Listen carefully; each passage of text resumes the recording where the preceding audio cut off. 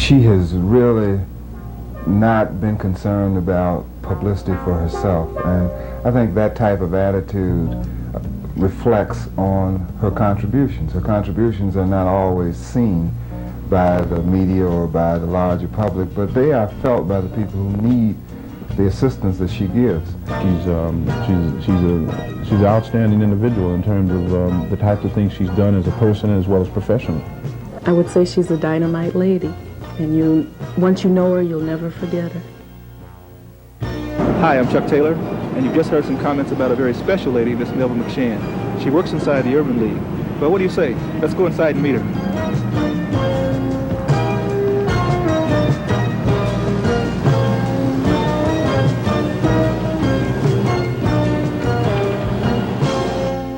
Melva moved to Madison, Wisconsin in 1966 at the young age of 16.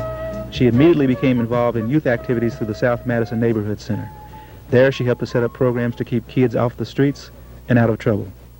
One of the things that motivates me most is seeing people in need and knowing that I was once in need, and I still am in need of a lot of things, but very few people are willing to assist. And I think that sometimes that we have to give up a lot of things to assist people. So my motivation point is people. Her concern for others led her to prison work. In 1973, she and several other black women founded Project Concern to provide services for incarcerated prisoners. Project Concern involved as many as 50 volunteers.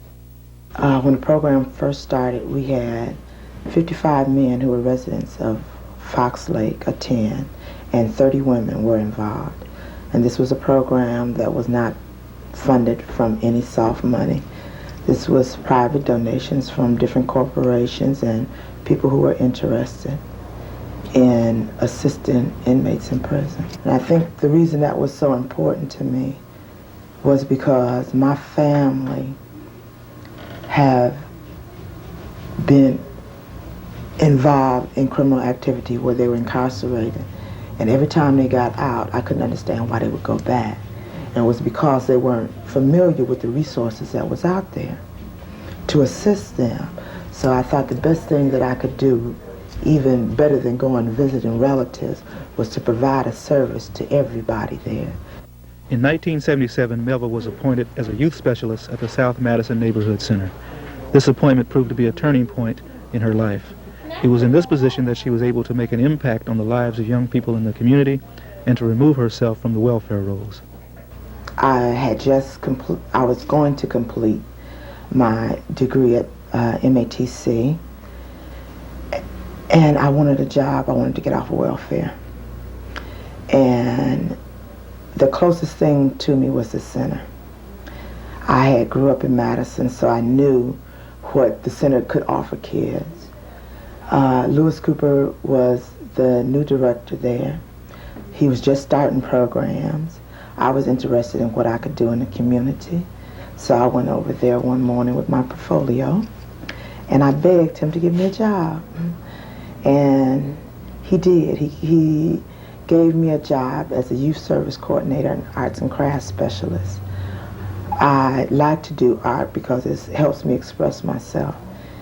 And without having a degree in art, without having a degree in counseling, he gave me a chance to do a job. At that time they called it a paraprofessional.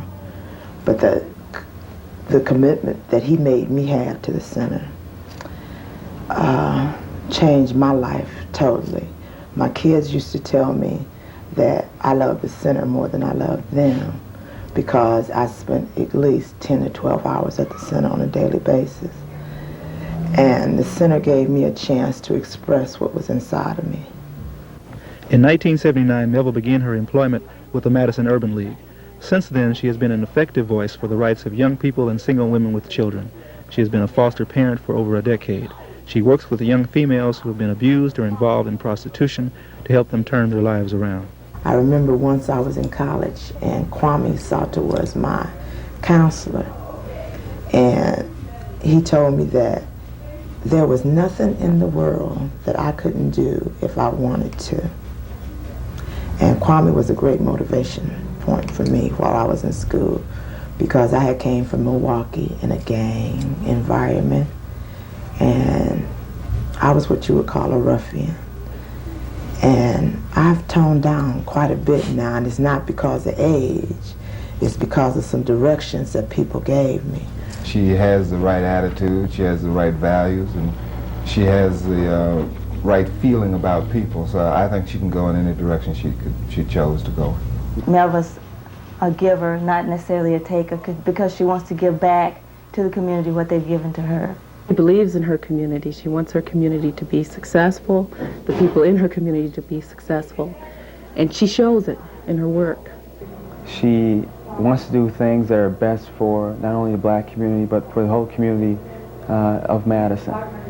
I think she is a very caring person, and that's one of her greatest attributes, I feel. Melva has shown, at least particularly for the youth in the community, what an individual can do if they strive to achieve the very best in life, irregardless of the handicaps an individual may have.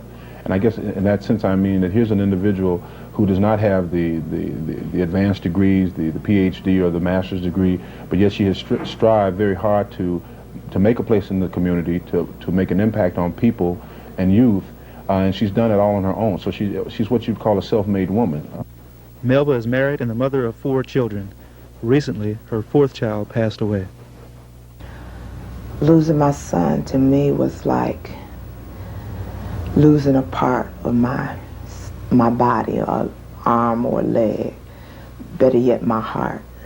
And to realize on the day that I was born that I lost my son showed me that even though I'm growing older, life stops somewhere. And it made me become much closer with Jesus. And it showed me that I have to give something back. Jesus can't constantly keep giving me. I never dreamed you'd leave in summer. I would describe Melva as a person who says little, does much. Melva McShan is a unique individual, one that we all can be proud of. We suspect that her future will be even brighter than her past. In a quiet way, she has made a real difference in the Madison community.